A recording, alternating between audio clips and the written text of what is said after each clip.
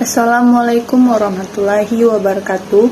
Perkenalkan, nama saya Elsa Moha. Saya berasal dari kelas A, Prodi Pendidikan Matematika. Di sini saya akan mempresentasikan materi ketiga dari mata kuliah agama Islam, yaitu materinya adalah paradigma Quran dalam menghadapi perkembangan ipteks. Rumusan masalah yaitu yang pertama yaitu jelaskan pengertian dari paradigma Qurani. Yang kedua, konsep dan karakteristik paradigma Quran untuk menghadapi kehidupan modern.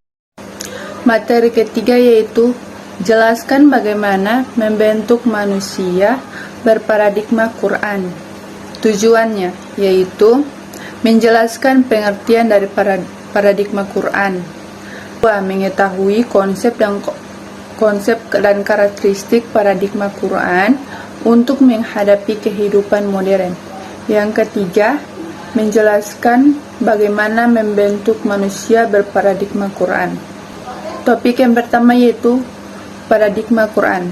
Paradigma adalah cara pandang, cara berpikir tentang suatu realitas.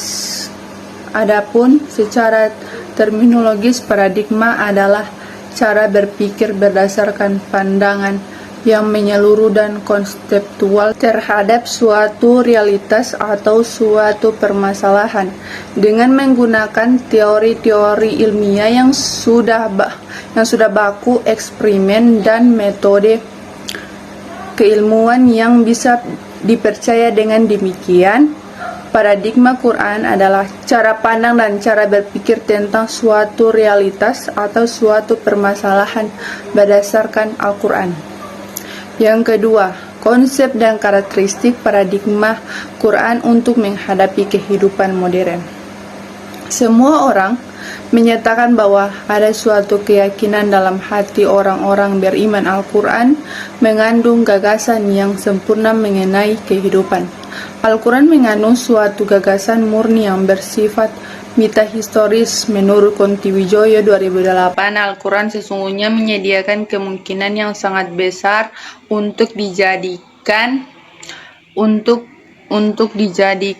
cara berpikir, pengembangan eksperimen ilmu pengetahuan berdasarkan paradigma Al-Quran. Jelas akan memperkaya khazanah ilmu pengetahuan umat manusia.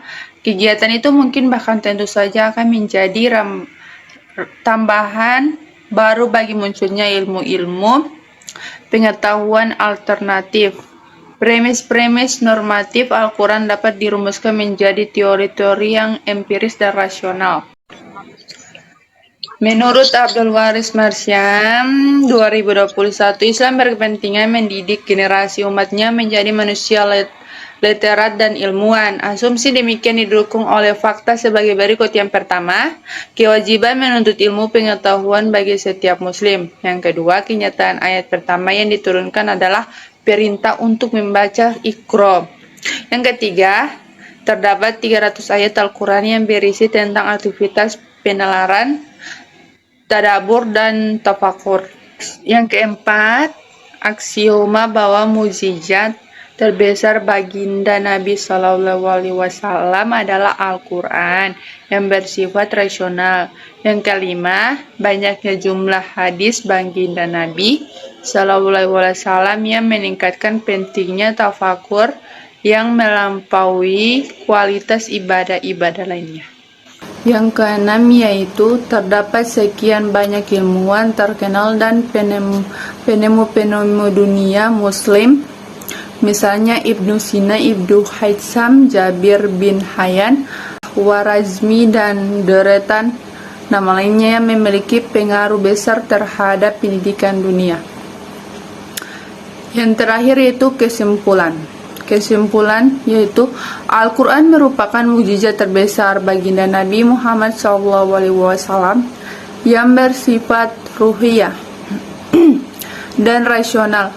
Ia memiliki daya sentripetal dan sentrifugal yang mengerahkan setiap muslim untuk menginternalisasi dan mengeksternalisasi nilai Al-Quran, nilai misal Al-Quran, serta menjadikannya sebagai paradigma dalam memahami realitas kehidupan yang disebut dengan paradigma Quran. Paradigma Quran adalah cara pandang dan cara berpikir tentang suatu realitas atau suatu permasalahan berdasarkan Al-Quran. Dia menurunkan Alkitab, Al-Quran kepadamu dengan sebenarnya membenarkan kitab yang telah diturunkan sebelumnya dan menurunkan Taurat dan Injil. Terima kasih, itulah presentasi dari saya. Wabillahi taufiq wal hidayah. Wassalamualaikum warahmatullahi wabarakatuh.